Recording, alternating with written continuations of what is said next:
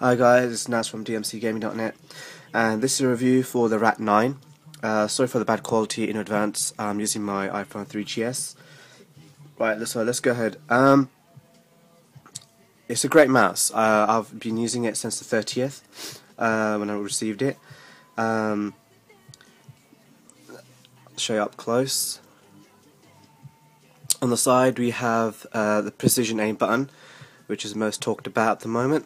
The forward and back keys, they are quite slim, but they can be clicked very easily. It's where your thumb just rests on the thumb rest, and it can be clicked very easily. Then next to that you have the thumb wheel scroll wheel.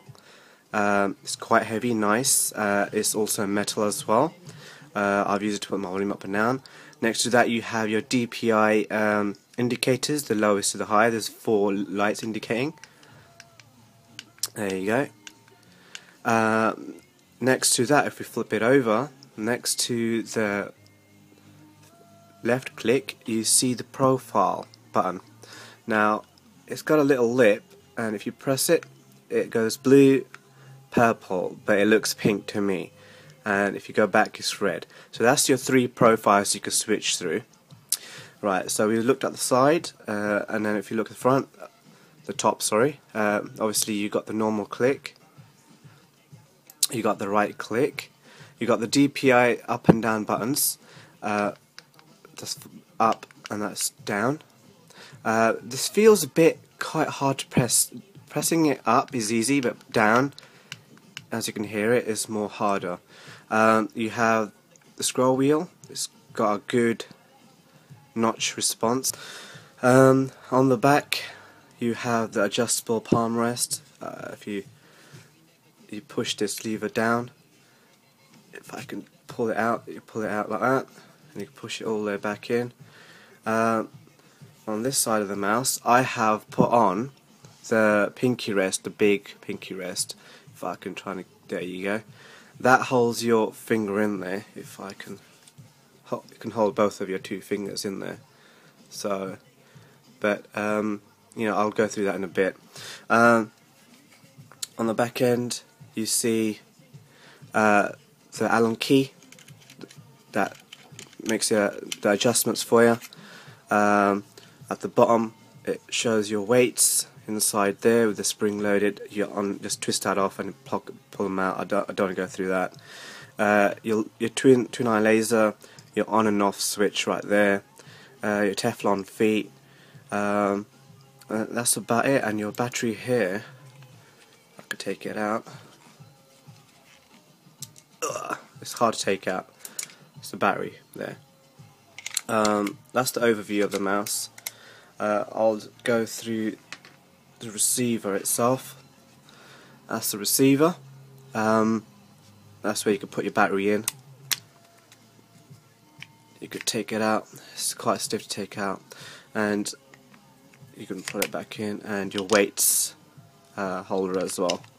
That light there and that light there, that shows if your battery is fully charged. Now if your battery is about, say, I've used mine till it got to about 5%. And if you charge it, it takes about 3 hours to fully charge, then it goes green. That red one there, if I move my mouse, oops, didn't put the battery in properly, there we go. Now when I move the mouse, you see the light flickers on and off, showing that, you know, there's movement.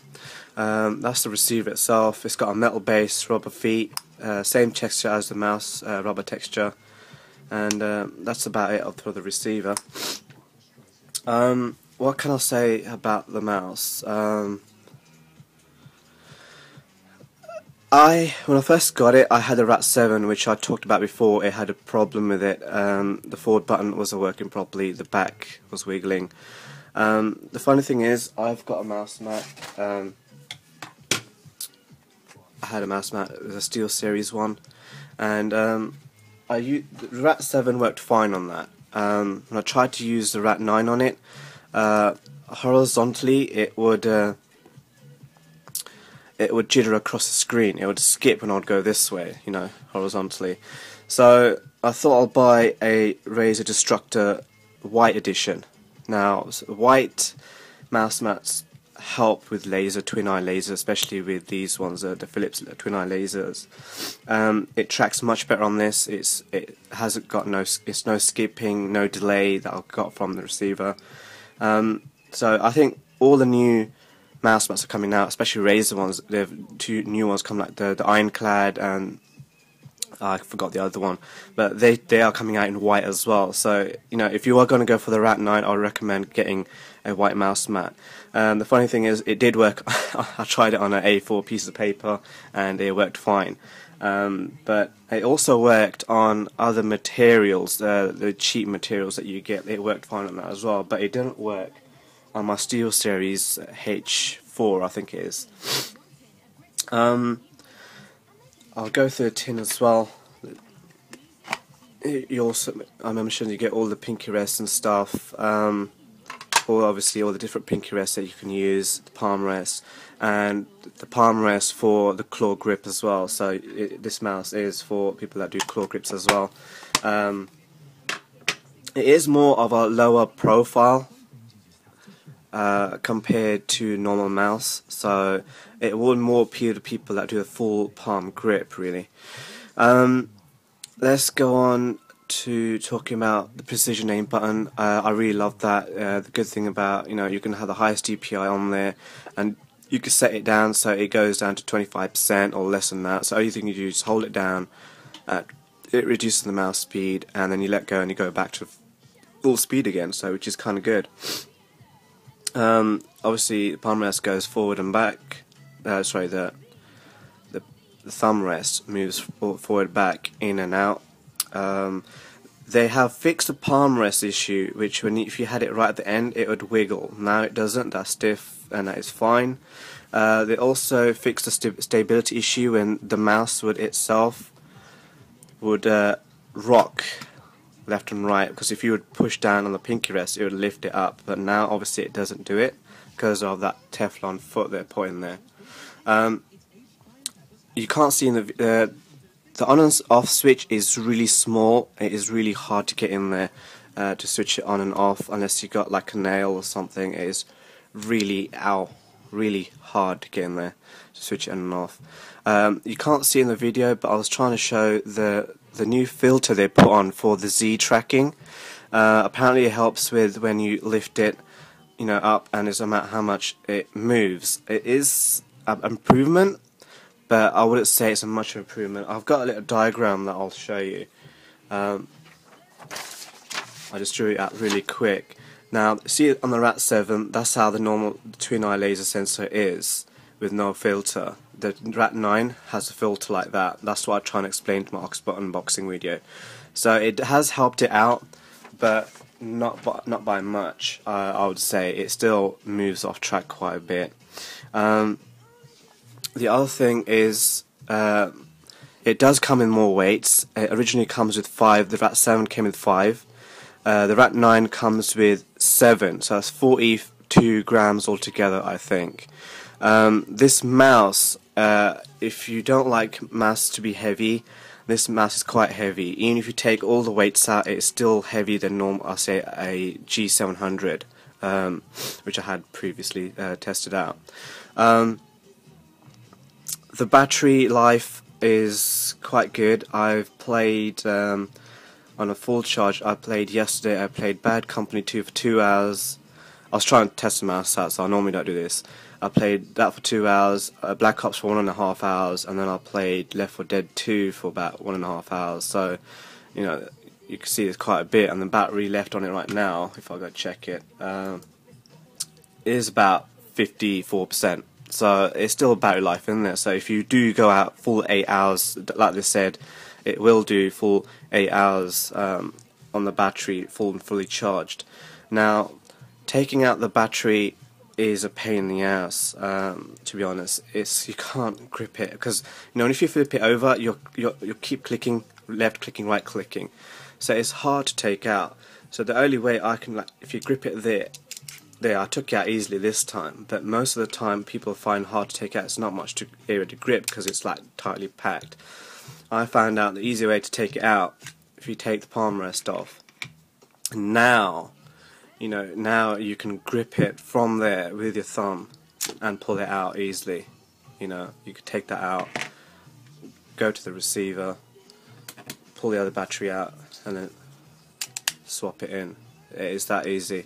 You can do it within 15 seconds. So I'm taking my time. You know, you don't need to take the palm rest off, but you know, you can do it that way. It is possible to do it. What else is there? I'm trying to find my notes where I'll put them. Sorry guys if I do miss something out. It is the wireless receiver as well. Obviously it's wireless. 2.4 gigahertz receiver. I found no lag so far on this. Had no problems. It has got a power saving mode. If you leave the mouse alone, 2 minutes the lights will come off. Then you know, in that 10 minutes it'll be a low power mode. After 20 minutes, you don't touch it, it goes to ultra low power mode, and the way you to wake it up, you have to click the button or something. So that's kind of good. It does 1,000 reports a second. I can't remember what that is constantly, so that's really good. It has a 3.7 volt battery. Don't know if you can see it, but they do last quite a while. On a normal use, I have got out about 3.5 days. That's with about an hour's gaming a day as well. So it's not bad. It's better than my G700 is when I used to use it, play 2-3 hour game. From fully charging, it would drop down to one bar. So I believe it's better than that. The lights on the side where the DPI is, that's the battery indicator as well. So when it gets to about 15%, I believe, they start blinking on and off to show you that your battery is quite low. I didn't notice mine until mine got to about 5% really, because I didn't look at the mouse, so that's when I replaced mine. So the software is still the same. I'll just go quickly with that for you guys. You have the settings where you have the DPI, all the 4 different DPI settings you can have. You can adjust them manually up here, and all those are those. The precision aim as well, you can indicate how much level you want. Programming is obviously all your 3 profiles here, 1, 2 and 3, and you can set them to do whatever you want with keyboard keystrokes. You can save them and open up new profiles, and that's about it really. I would say the only couple of downsides, one of the downsides is that it is quite picky on mouse mats. In my opinion, you need to have something decent, or I don't know, it's just odd. The other thing is, it doesn't save your profiles on the mouse itself, so it doesn't have onboard memory, which sucks. So you can't take it somewhere else and plug it in, and you still have all these settings on there. But in a way, if you do have the software, you can save the profile file and take that with you, but I know it's a hassle. The other thing, I do believe they could have made it lighter, much more lighter. I think it's a bit too heavy. The pinky rest here, they should have moved it. I believe they should make it more back, because it does get cramped up, cramp your fingers a bit, your last 2 fingers. But overall, I'll say it's a great gaming mouse. The precision aim button is the best. I don't know how you can live without it. You know, it does everything when you need to. You know, quick snipe, get up and go instead of changing your DPI constantly. Let me know if you think I missed something out, or if you need to know something. I will respond back to it. But that's about it. Thanks very much, guys.